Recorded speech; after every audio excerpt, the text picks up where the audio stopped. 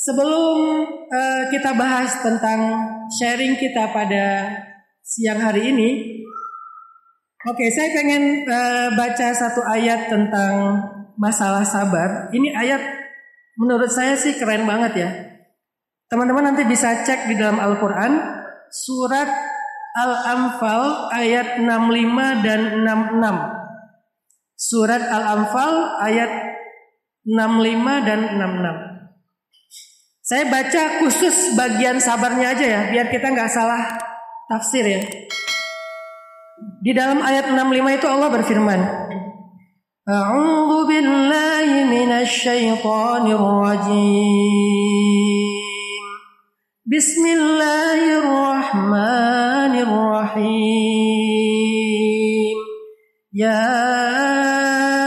ayyuhan nabiyyu harridil mu'minina 'alal qital. Iyyakum minkum 'ashruna sabiruna yaghlibu mi'atayn wa iyyakum minkum mi'atun yaghlibu alfan minal ladzina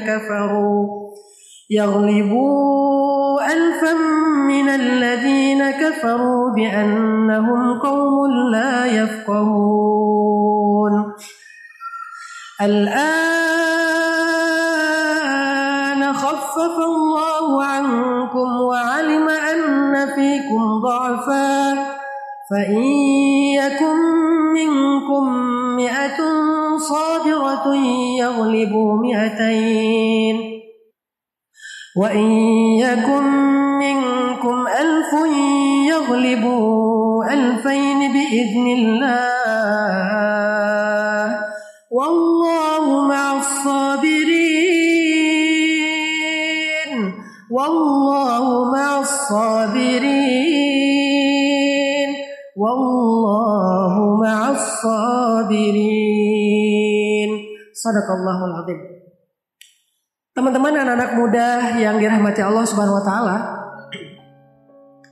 salah satu ayat tentang sabar yang unik di dalam Al-Qur'an itu adalah surat Al-Anfal ayat 65 dan 66. Kita tadi juga mendengar bacaan guru kita, ustadz kita juga di surat Al-Baqarah, itu ayat tentang sabar dari ujian-ujian yang luar biasa.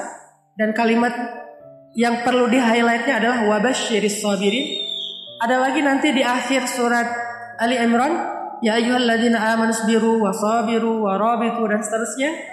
Atau yang paling sering diulang-ulang ayat tentang sabar itu adalah watawasau bil haqqi watawasau bis sabr. Yang jarang dibahas itu adalah ayat sabar yang ada di Al-Anfal ayat 65 dan 66. Apa sih maksud dari ayat ini tentang sabar? Ternyata Allah Subhanahu wa taala membandingkan orang yang beriman dengan orang yang tidak beriman itu bukan dari kekuatan fisik, bukan dari banyaknya harta, bukan dari penampilan rupa ataupun penampilan dari pakaiannya, aksesorisnya. Ternyata Allah membandingkan orang yang beriman dengan orang yang tidak beriman adalah dari sabarnya. Seolah-olah Allah mau bilang, ternyata kekuatan yang paling besar bagi orang yang beriman itu ada di dalam sabarnya. Sehingga dengan modal sabar, satu orang yang beriman, kata Allah, iyyakum minkum asyrun, kalau ada 20 orang beriman yang sabar, sabirun yaghlibu mi'atain, 20 orang beriman yang sabar akan bisa mengalahkan 200 orang yang tidak beriman yang gak sabar. Berarti 1 banding berapa nih? 1 banding berapa? 10. 1 orang yang sabar itu lebih baik dan lebih hebat daripada 10 orang yang tidak sabar. Sehingga kalau orang yang beriman itu punya kesabaran, 1 orangnya bisa mengalahkan 10 orang yang tidak beriman. Nanti saya jelasin ya makna mengalahkan ini apa. Karena konteks ayatnya memang ayat ini diletakkan di dalam surat Al-Anfal, surat perang Badar. Jadi surat Al-Anfal itu nama lainnya adalah Suratu Badar, surat perang Badar. Cuman orang Indonesia lebih mengenalnya surat Al-Anfal. Saya dulu ketika di Al-Azhar ngambil jurusan tafsir Al-Quran. Jadi kita membedah surat-surat, membedah ayat-ayat.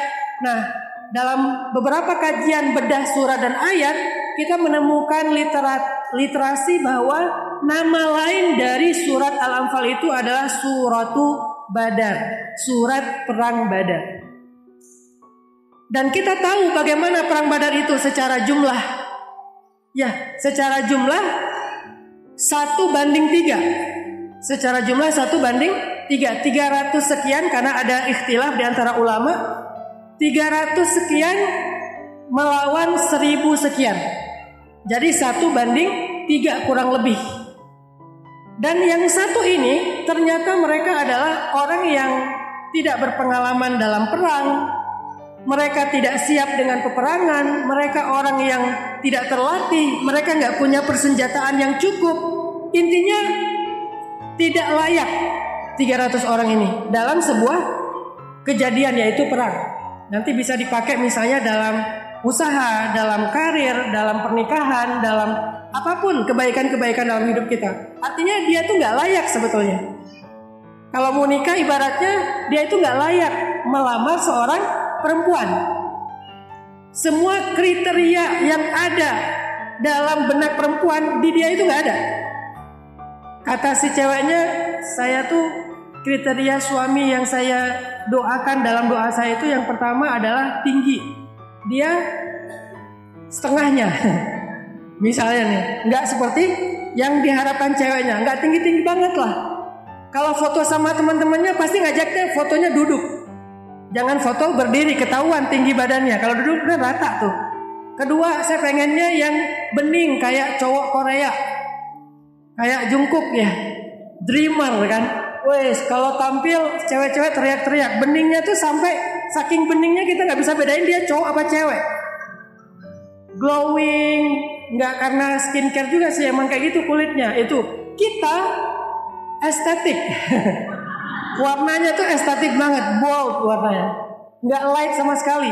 Jadi kalau ada cahaya, cahayanya tuh nggak mantul, malah nyerap, kayak black hole jadinya. Nah ini nih kriterianya bertolak belakang. Yang ketiga, cowoknya itu misalnya punya penghasilan sekian gitu ya. Dia udah sukses secara karir, kitanya masih belum, masih merintis karir. Nah artinya kita nggak layak banget. Dan sahabat pernah berada di titik itu dalam perang Badar. Jadi ambil adegan perang Badar ini sebagai sebuah analogi, bukan hanya memahaminya dalam konteks yang sama. Ini kan ayat perang Ustaz. Enggak, semua ayat Al-Quran itu bisa dipakai dalam konteks apapun karena dia sifatnya komprehensif. Walaupun ayatnya tentang perang Badar, tetapi itu bisa menjadi analogi dalam kehidupan kita, termasuk dalam karir, bisnis misalnya. Kita ngerasa kayaknya kita tuh nggak bisa sukses. Kita nggak punya followers sekian juta, kita nggak punya modal yang besar seperti anaknya konglomerat, kita nggak punya knowledge ataupun skill untuk berbisnis, bla bla bla. Kita tuh kayak nggak ngerasa layak sama sekali. Itu yang ada dalam kondisi sahabat ketika perang Badar. Mereka nggak layak dalam peperangan. Hitung-hitungan matematisnya harusnya mereka kalah perang. Udah kalah telak, udah pasti itu. Kenapa? Udahlah jumlahnya kalah, skillnya juga kalah, terus juga modalnya juga kalah. Jumlahnya 1, musuhnya 3. Skillnya mereka sipil, musuhnya pembunuh bayaran. Sebagian pembunuh bayaran, sebagian lagi adalah pasukan militer yang terlatih. Modalnya mereka justru lagi dalam kondisi susah, makan aja susah, apalagi beli senjata. Musuhnya persenjataannya lengkap. Terus gimana cara mereka mengalahkan musuh yang berbanding 3 kali lipat lebih besar daripada mereka? Itulah kenapa Allah membuat analogi 20 banding 200. Nanti kata Allah, al-an khaffafallahu ankum. Kalau nggak kuat 20 banding 200, artinya 1 banding 10. Ya udah, aku ringanin nih kata Allah. Bagaimana diringankan? Fa iyyakum minkum mi'atun sabirah yaghlibu mi'atain. Kalau di antara kalian ada 100 orang yang sabar, maka dia mengalahkan 200 yang gak sabar. Berarti 1 banding berapa? 1 banding 2. Jadi yang pertama 1 banding 10. Orang yang sabar mengalahkan orang yang tidak sabar. Yang kedua, oke deh, biar lebih realistis, 1 banding 2. Artinya 1 orang sabar itu lebih baik daripada 2 orang yang tidak sabar. Artinya apa? Kalau ada 1 orang yang sabar, dia nggak punya modal, dia nggak punya skill, dia nggak punya network, tapi dia lebih baik daripada 2 orang yang punya skill, punya network, punya media, punya modal, tapi nggak sabar. Dalam konteks karir ya, dalam konteks jodoh juga kayak gitu. Dia nggak banget, face-nya nggak good looking, modal untuk menikah nggak ada, karir belum sukses, pokoknya nggak banget deh. Tapi dia sabar, itu lebih baik daripada yang 2 orang lagi cowok keren, good looking, punya modal, datang pakai mobil mewah, mobil sport atau motor gede, tapi nggak sabar. Maka yang ini lebih baik dan Allah janjikan akan mengalahkan yang 2 tadi. Kalau sabarnya lebih kuat, dia akan mengalahkan yang 10 yang lainnya. Artinya ternyata kemenangan dalam perang Badar salah satu kuncinya adalah sabarnya para sahabat. Kemenangan perang Badar salah satu kuncinya ada di ayat 65 dan 66 suratul Badar, suratul Anfal, ada di dalam kesabarannya para sahabat. Sabar gimana Ustaz? Yuk kita bedah nih, perang ini kayak gimana sih, supaya nanti kita ambil output inspirasinya dalam konteks kehidupan kita. Teman-teman nanti bedah lagi ya, coba baca lagi surat Al-Anfal itu dari ayat pertama. Ini saya coba buka surat Al-Anfal, kita lihat gimana sih sabarnya para sahabat dalam perang Badar sehingga menjadi kunci kemenangan mereka. Kalau bahasa umumnya gini, mereka sabar dalam menjalani proses. Sabar dalam menjalani proses, itu kuncinya. Jadi sabar itu teman-teman jangan cuma dikaitkan dengan musibah. Tadi ayat yang dibaca di surat Al-Baqarah itu sabar dalam konteks musibah. Tapi dalam surat Al-Anfal, sabar konteksnya beda lagi, bukan musibah, sabar dalam sebuah perjuangan. Dan saya lebih suka mengangkat konteks ini karena di depan saya ini adalah anak-anak muda. Biasanya struggle-nya mereka atau perjuangan mereka itu bukan tentang musibah. Perjuangan mereka itu tentang karir, tentang cinta, tentang hobi, gimana biar bisa dapat prestasi lewat hobinya, perjuangan.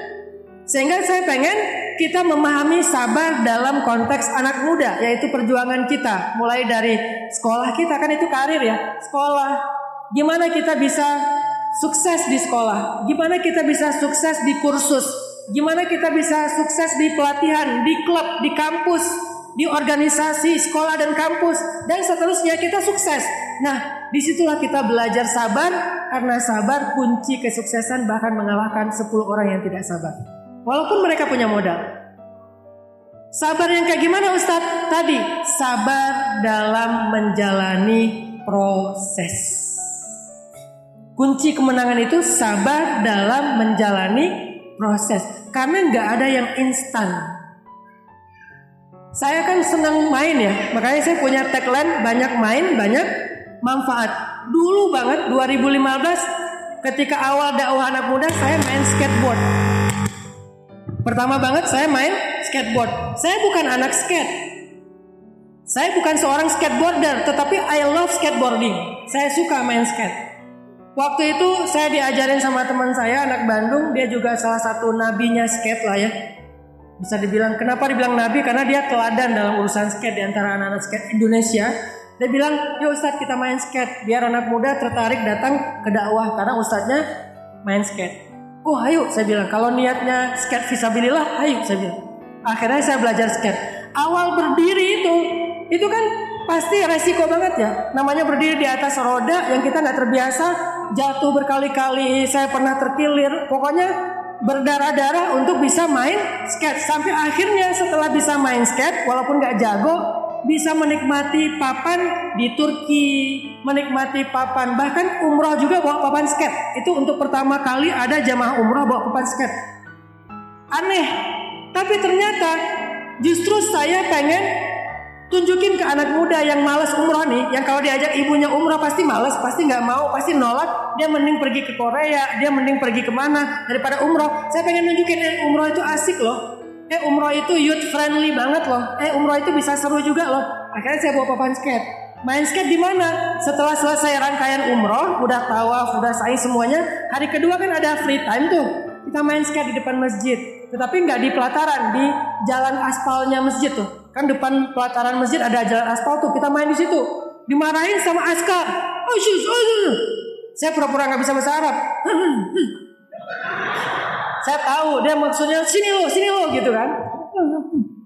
Akhirnya dia samperin, dia datang, dia bilang apa ini? Skateboard. Coba.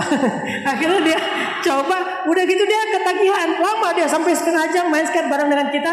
Akhirnya kita jadiin konten namanya share the smile. Jadi kayak berbagi senyum sama dia, berbagi happiness, share happiness loh.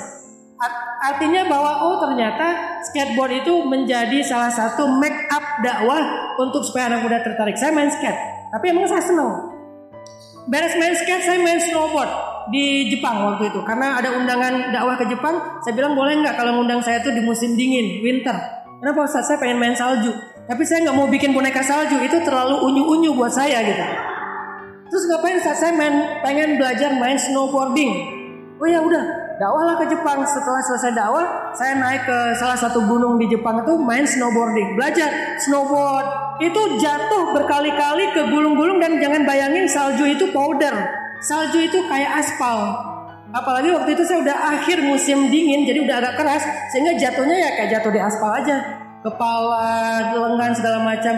Sampai akhirnya nyaman, ngonten. Udah. Terus setelah selesai belajar snowboarding, saya belajar surfing, selancar, cari ombak. Wah, awalnya ngeliat ombak, kan dulu tuh cari laut yang nggak ada ombak ya, supaya bisa snorkeling, bisa free dive. Sekarang malah, nyari ombak, nemu ombak 3 meter, wah ini bagus nih ombak 3 meter. Nemu ombak misalnya 5 meter, wah ini terlalu gede. Akhirnya nyari yang sedang-sedang aja 3 meter, 2 meter, belajar. Pakai papan, ngayuh, pedal sampai ke tengah, di poin namanya, datang ombak, ambil. Awalnya nggak semudah itu. Nggak ada yang mudah di awal tuh nggak ada. Biasanya yang awalnya mudah, ujungnya itu susah. Artinya kemudahannya sebentar, kesusahannya yang lama. Tapi sesuatu yang awalnya sulit, berarti yang lamanya adalah kemudahan. Semua yang saya coba itu nggak ada yang mudah di awal. Skateboard nggak ada yang mudah, snowboard nggak mudah, apalagi surfing. Surfing itu lebih parah karena mainnya kan deket karang. Kemudian ombaknya ombak yang power banget, karena kalau nggak power nggak kedorong. Saya awal-awal belajar itu datang ombak, saya pedalnya belum cepat. Teman saya udah pada jago, mereka udah pada cepat kan, bisa menghindar, masuk lagi, menghindar lagi, masuk lagi. Nah pas datang ombak gede, mereka menghindar. Mereka juga kaget sampai takbir, Allahu Akbar. Melihat ombak mereka takbir, saya apalagi innalillah. Mereka aja takbir, saya mah taraju ya, innalillah. Akhirnya saya nggak bisa menghindar, ombak datang, mereka udah menghindar duluan, saya kegulung. Saya nggak sempat, ada yang namanya duck dive, jadi kayak masuk ke dalam ombak dengan cara seperti bebek. Tapi karena ini udah terlalu dekat, saya nggak bisa duck dive. Akhirnya pasrah aja, jurus tawakal, kegulung ombak. Dan kalau kegulung ombak itu bukan ke dorong ke pantai, bukan, dia didorongnya ke dalam, kegulung terus kebawa ke dalam, di dalam baru diseret sampai ke pantai. Beda sama riak. Ombak sama riak kan beda ya. Kalau ombak kan power, kalau riak kan sisa-sisa ombak yang udah pecah. Kalau riak kita kedorong. Riak itu yang berbusa. Itu kalau kita jatuh di situ ya kedorong aja ke pantai sampai kita akhirnya ada di darat. Tapi kalau ombak dia nggak ngedorong, dia tuh ngenengelamin, digulung ke bawah, di bawah baru diseret. Saya tuh rasanya kaki saya tuh kayak diseret sama monster. Seret sampai ke pantai. Pas sampai di pantai, teman-teman saya bilang, Ustaz itu kepalanya kenapa? Pas saya giniin ternyata berdarah, ini habis kena karang. Tapi buat anak surfing itu gaya banget gitu kan, kayak wes bro, pride banget gitu kan. Wah udah berdarah-darah, lo teman gua, dude, gaya banget. Nah itu awal-awal belajar, sampai akhirnya bisa riding pertama itu happy banget. Yang saya pernah posting juga, lagi salaman sama bulenya lagi nyari ombak juga, saya riding, bro. Jadi itu dapat setelah entah berapa ratus kali mencoba dan berapa hari, berapa minggu belajar surfing. Selesai surfing, saya coba wake surf. Wake surf itu yang ditarik pakai speedboat. Ditarik pakai speedboat, terus speedboatnya membentuk ombak, kita ngambil ombak di situ, baru dilepas. Nah awal belajar, pas ditarik, papan saya kepelintir, saya jatuh. Nah pas jatuh harusnya tangan kita lepas. Tapi karena saya belum terbiasa, pas ditarik, jatuh ke dalam air, tangan gak dilepas, masih ketarik. Langsung kerasa tuh ada bunyi krak. Ada yang copot nih. Ternyata jari saya bengkok, sampai hari ini masih bengkok tuh.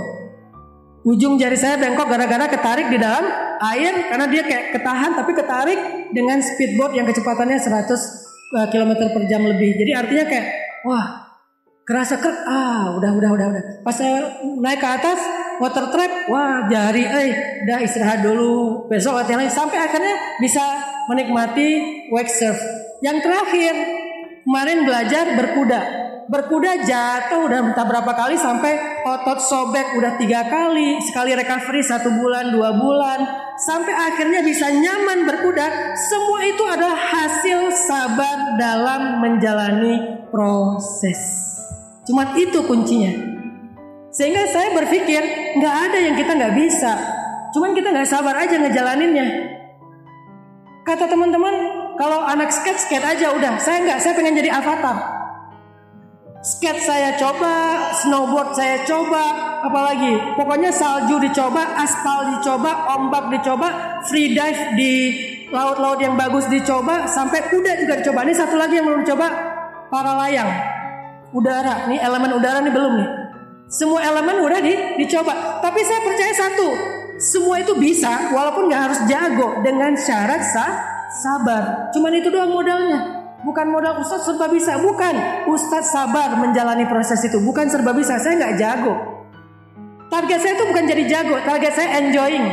Saya bisa enjoy di atas papan, saya bisa enjoy di ombak, saya bisa enjoy di atas kuda. Kalau udah enjoy, udah cukup buat saya. Gak perlu juga saya ikut kompetisi sampai juara, dapat piala. Itu bukan target saya. Saya pengen menikmati having fun dengan banyak main, banyak manfaat. Tapi pelajarannya buat saya adalah semua itu bisa dilakukan kalau kita sabar. Apa yang gak bisa? Sehingga yang tadinya teman-teman awal-awal udah bisa HBA ya, horseback archery, tadinya kan cuma memanah ground yang tadinya cuma 30 lbs, terus sabar nambah 35 sampai akhirnya main di 60 lbs yang jaraknya pertama 10 meter sampai akhirnya 70 meter.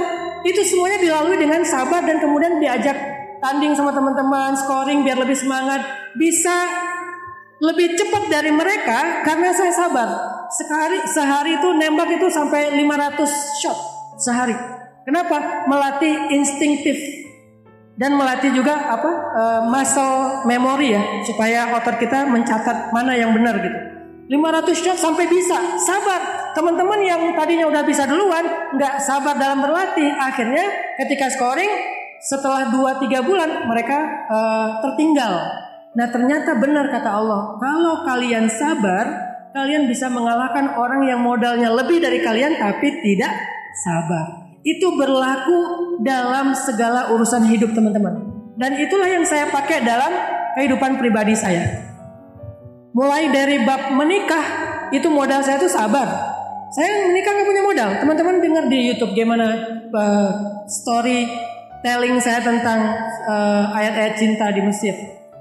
Itu kan gak punya modal. Orang maharnya aja masih minjam ke istri, sampai sekarang belum bayar.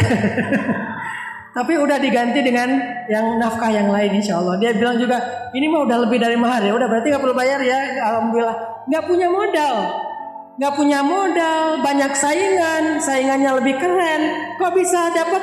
Ya tadi, selain memang karena ridho Allah, tapi Allah gak akan ridho kecuali dengan modal sabar. Jadi sabar menjalani proses. Itu kuncinya teman-teman. Nah coba sekarang kita bedah gimana sahabat Nabi sabar dalam menjalani proses dalam konteks sejarah Perang Badar. Jadi singkat cerita, Perang Badar itu kan awalnya bukan perang. Awalnya itu adalah rencana kaum muslimin di Madinah mau mencegat karavan dagang Abu Sufyan yang pulang lewat Madinah. Jadi Abu Sufyan itu berdagang ke Syam. Syam itu sekarang Damaskus, Suriah. Pas pulang itu lewat jalur yang dekat dengan kota Madinah. Nah kaum muslimin, sahabat Nabi yang ada di Madinah pengen banget mengambil harta yang dibawa sama Abu Sufyan. Kok bisa? Merampok? Bukan. Begal? Bukan. Harta yang dibawa sama Abu Sufyan itu adalah harta kaum muslimin yang dirampas setelah hijrah. Jadi ketika kaum muslimin hijrah ke Madinah, harta mereka diambil sama orang-orang kafir Quraisy, lalu dititipin ke Abu Sufyan untuk dijualkan ke Syam. Artinya itu bukan harta Abu Sufyan, itu hartanya para sahabat yang dirampas oleh Abu Sufyan dan orang-orang kafir Quraisy.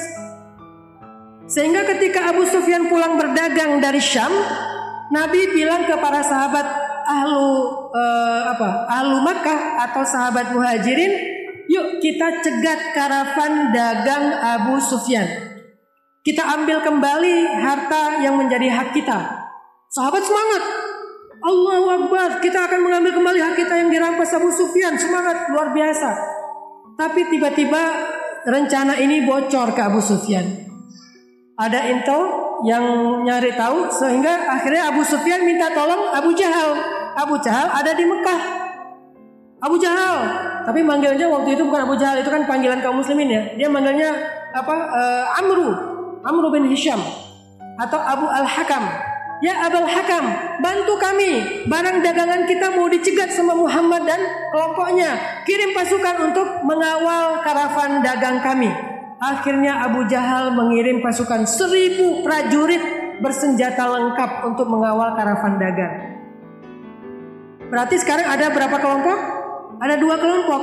Kelompok pertama adalah karavan dagang, jumlahnya sekitar 1000 onta. Masing-masing onta itu ada harta benda yang nilainya mungkin satu onta itu sekitar 200-300 juta. Berarti sekian miliar uang yang dibawa oleh Abu Sufyan, harta yang dibawa oleh Abu Sufyan. Kelompok yang kedua isinya adalah prajurit, nggak ada harta di sana, yang ada cuma senjata. Tiba-tiba Allah Subhanahu Wa Taala menyuruh kaum muslimin untuk belok, nggak jadi mencegat pasukan atau karavan dagang Abu Sufyan. Malah disuruh untuk menghadapi pasukan tentaranya Abu Jahal. Ini sebuah ujian di awal. Artinya apa teman-teman? Kadang-kadang dalam sebuah proses, dalam sebuah perjuangan, kita itu harus rela melakukan hal yang paling nggak pengen kita lakukan. Kita harus rela melakukan hal yang gak paling pengen kita lakukan. Bangun pagi, kita males banget tuh. Tapi untuk sebuah awal proses perjuangan, kita harus melakukan sesuatu yang kita paling gak pengen lakukan. Bangun pagi, bersungguh-sungguh dalam usaha, baik belajar maupun bekerja. Kemudian ketemu orang baru, membangun network, mencoba sesuatu yang kita belum pernah mencobanya karena dari nol banget. Hal-hal yang kita gak nyaman, itu harus kita lalui teman-teman di awal. Dan itulah sahabat Nabi. Mereka tuh ekspektasinya mencegat karavan dagang Abu Sufyan, tidak ada perlawanan yang berat, lalu mereka bawa pulang harta yang banyak. Kan itu ekspektasinya. Tapi kenyataannya Allah suruh mereka belok, udah setengah jalan, mencegat pasukan militernya Abu Jahal, yang pasti akan dapat perlawanan yang berat, jumlahnya lebih banyak, dan kemungkinan menang itu kecil. Ini ujian. Jadi dalam sebuah proses, apalagi awal melakukan sebuah perjuangan, jangan ambil yang mudah. Jangan sekedar mencari yang mudah, tetapi carilah sesuatu yang bisa mengupgrade diri kita sehingga kita menjadi seseorang yang lebih skillful, menjadi seseorang yang lebih kapasitasnya lebih. Walaupun itu nggak mudah, ambil beban.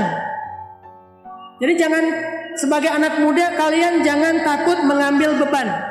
Jangan takut mengambil resiko. Walaupun nggak boleh juga sembrono ya, tapi jangan takut mengambil resiko.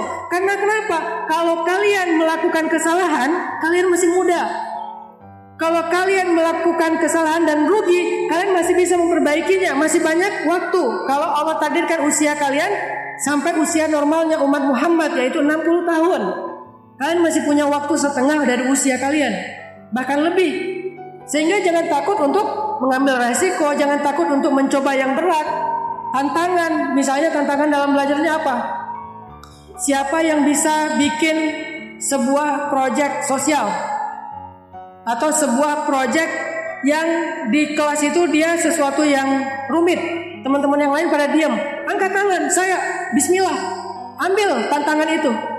Siapa yang, saya pernah punya teman ya, ditantang gini, siapa yang bisa hafal hadis arba'in dengan syarahnya dalam waktu 3 hari.